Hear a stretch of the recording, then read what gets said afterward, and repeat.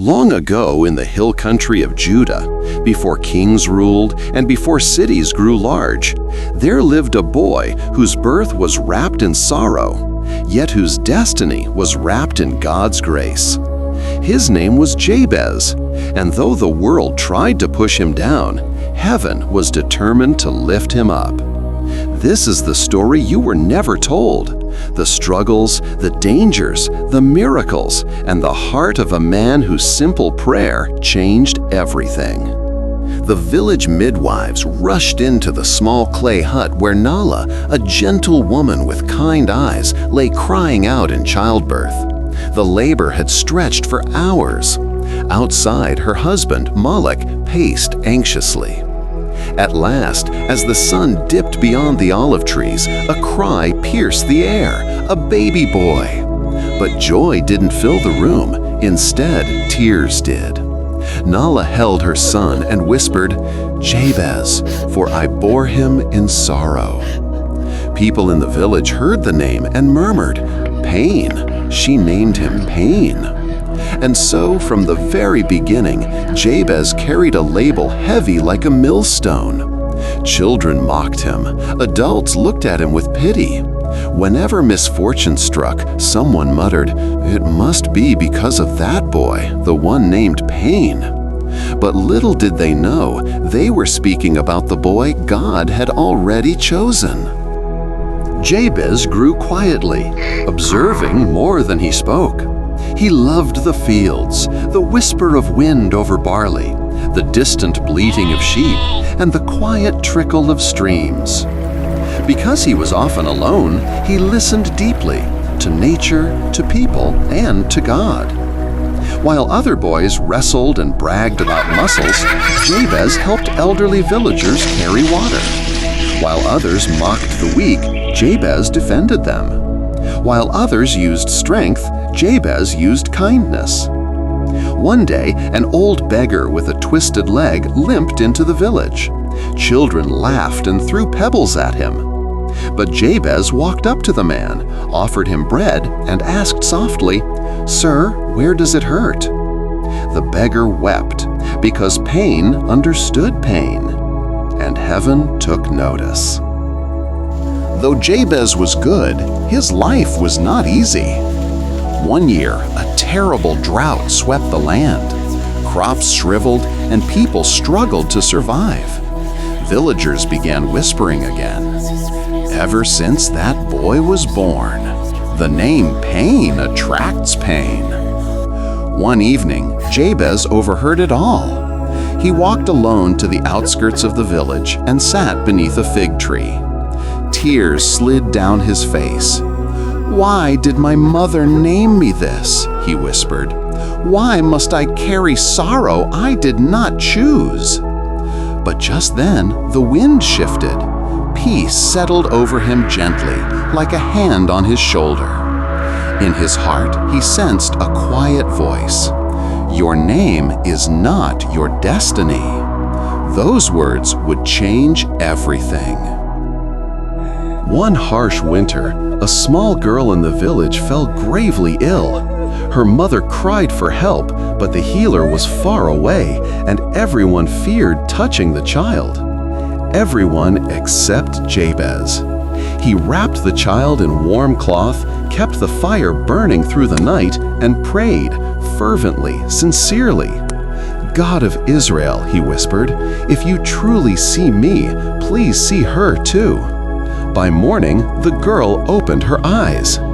Word spread quickly. Jabez saved her. No, God heard him. Some began to look at the boy differently, just a little, but not everyone liked the shift. Envy stirred in a few hearts. Jabez had older brothers, strong, fierce men. They mocked him daily. "You, honorable? You, special? You, the boy named Pain?"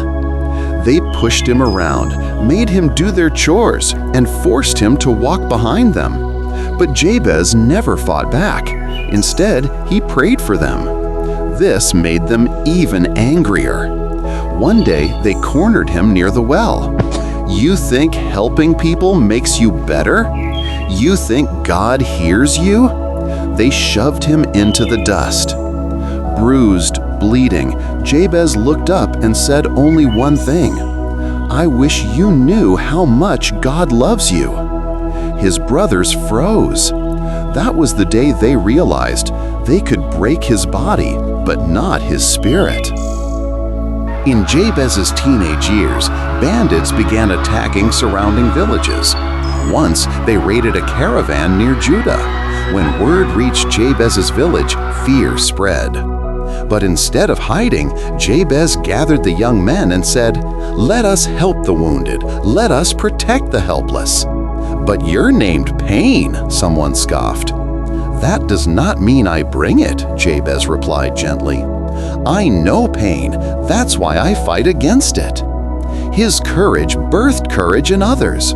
Together they journeyed through dangerous terrain, rescued survivors, and guided them back home. That night, the elders took notice. This boy is honorable. One evening, after a day of serving, Jabez stood alone on a hill overlooking the valley. Stars glittered overhead like promises waiting to be born. He felt the ache inside him, his name, his past, his scars.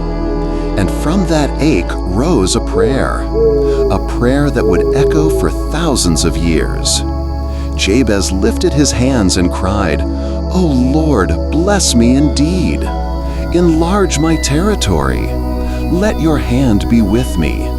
Keep me from evil so I do not cause pain." He didn't pray for riches or fame or power. He prayed for change, for purpose, for the chance to rewrite what life had written. And heaven answered. Within weeks, small miracles began to unfold.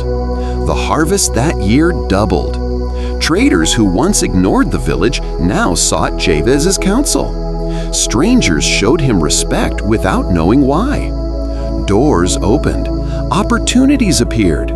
People followed him not out of fear, but trust. His brothers, once cruel, now softened. They watched the hand of God on him and began to change themselves. One whispered, "Forgive us, brother."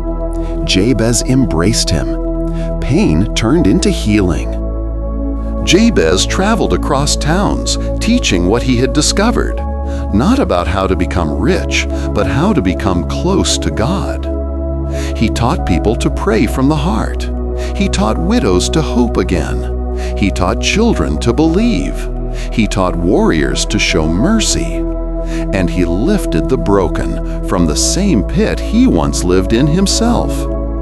People began saying, "He is more honorable than all his brothers. He is living proof that God changes stories." Jabez never called himself great. He simply called himself loved. Years passed, and Jabez grew into a man widely respected. His land flourished, his people prospered, his family healed. Villages lived in peace. Not because of wealth, not because of land, not because of power, but because of humility. Before he died, Jabez gathered the young people and told them, "Your name does not decide your future. Your past does not chain your destiny. Your pain does not define who you become. Only God does." And with that, Jabez, the boy once named Pain, became a living testimony for generations. Today, the name of Jabez is spoken with honor, power, and reverence. His short prayer changed history. His life changed hearts. And his story reminds us, God does not just rewrite stories, He rewrites people.